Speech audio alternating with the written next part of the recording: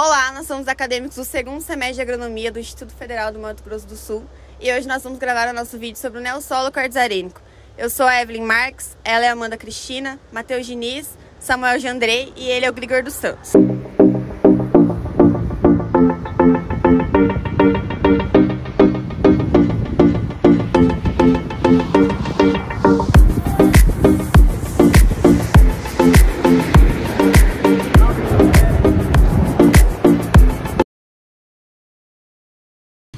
Os neossolos quartzarênicos, eles se originam de depósitos arenosos e apresentam textura de areia ou areia franca até 2 metros de profundidade, com um teor de argila inferior a 15%.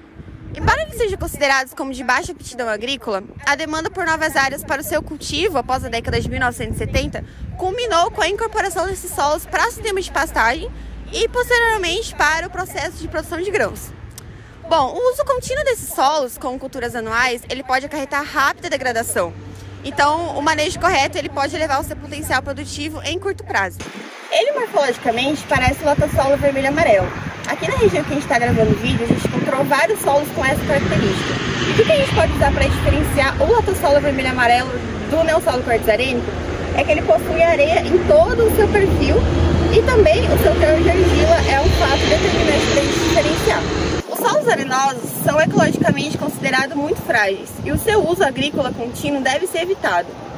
Contudo, na região sudeste de Goiás, a ocorrência desses neossolos quartzarênicos é comum e a sua utilização agrícola tem trazido prejuízos relacionados a problemas ambientais.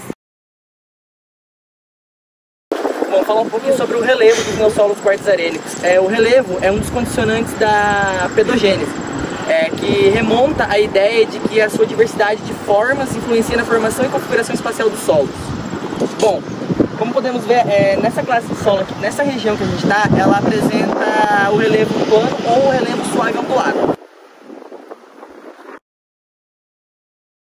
Os neossolos quartzarênicos são solos bastante lavados, dessaturados por base e apresentam baixa fertilidade natural.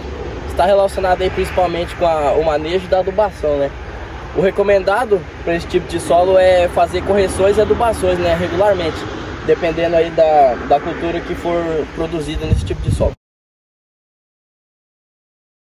Em áreas que não apresentam hidromorfismo, são cultivadas culturas como a mandioca, o coqueiro, a mangueira, o cajueiro e entre outros. Aqui na região que a gente se encontra, tem bastante plantação de mandioca e mais ainda plantação de pastagens. Já que quando esse solo é hidromórfico, são cultivados aí culturas como o coco e o caju. Bom, as potencialidades e limitações do neossolo quartzarênico se enquadram da seguinte forma. Esse solo ele apresenta como condição favorável a grande profundidade efetiva, a topografia aplanada e boas condições climáticas regionais. E como limitações ele apresenta textura extremamente arenosa, a muito baixa capacidade de retenção de água e nutrientes e, no caso dos hidromórficos, a presença do lençol freático próximo à superfície. Agora eu vou falar um pouco da textura do neossolo quartzarênico. Essa classe de solo ela apresenta uma textura de classe de areia ou areia franca, de até 150 centímetros de profundidade, podendo ocorrer de horizonte de textura de areia franca ou franco arenoso. Após essa profundidade, o aspecto maciço e poroso, pouco coeso, é definido como latossólico. Falar um pouco também sobre a plasticidade. O que é plasticidade? Plasticidade é a propriedade de, uma vez exposto a uma determinada situação nova, desafiadora, mudar-se ou moldar ou assumir um novo formato, que irá proporcionar ao corpo capacidade de prevalecer frente a condições que será exposto. Agora eu vou dar um exemplo que foi dado em aula prática pelo professor Rafael, que é o exemplo de pegajosidade e o exemplo da cobrinha. Agora eu vou tirar uma amostra aqui do neossolo quartzarênico.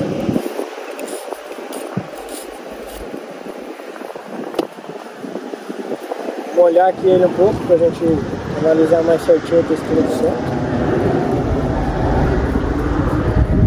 Agora a gente vai ver a pegajosidade do solo. Então vocês podem ver, ele não fica muito colado na mão, pois há muita presença de areia nessa textura. Vou dar o exemplo da cobrinha, como o professor foi dado em aula. E esse solo ele não consegue fazer a cobrinha, porque a areia não deixa, ele se esfarela tudo. Conforme você vai apertando, ele não tem muita ligação, porque não tem quase nada de argila no solo. Aí a gente não consegue fazer o exemplo da cobrinha. Falar um pouquinho sobre porosidade, que nada mais é do que a fração do volume total em um determinado volume de solo possível de ser ocupado por água e ar. No caso do neossolo quartzo-arênico, ele apresenta boa permeabilidade de água, porém ela não fica retida no perfil do solo. Os neossolos quartzo-arênicos são pouco evoluídos e não apresentam o horizonte B, que é caracterizado pela sua grande presença de argila nele. E ele só apresenta os horizontes A, C e R. E em todos os seus horizontes ele apresenta a textura de areia. Eles são essencialmente quartzosos e tendo frações de areia grossa e fina. 95% de sua composição é quartzo, calcedônia e opala. E ele é praticamente ausente de minerais primários. O horizonte A ele apresenta grande quantidade de matéria orgânica, o que faz com que ele seja um pouco mais escuro. E apresenta também raízes e micro-organismos. E o horizonte C é a camada intermediária entre o solo e a rocha-mãe, que apresenta já em estágio avançado de degradação da sua meteorização, que é a decomposição natural da rocha. E ele é composto por fragmentos minerais da rocha-mãe. Agora eu vou falar um pouco sobre a profundidade de cada horizonte. O horizonte A, aqui que a gente separou, ele está medindo mais ou menos de 1 a 35 centímetros. O horizonte C, C1 no caso, de 35 até 90 centímetros. E o horizonte C2 está medindo de 90 até 1,20 m mais ou menos. Agora a gente vai estar fazendo aqui o teste de friabilidade do neossolo quartzo-arênico.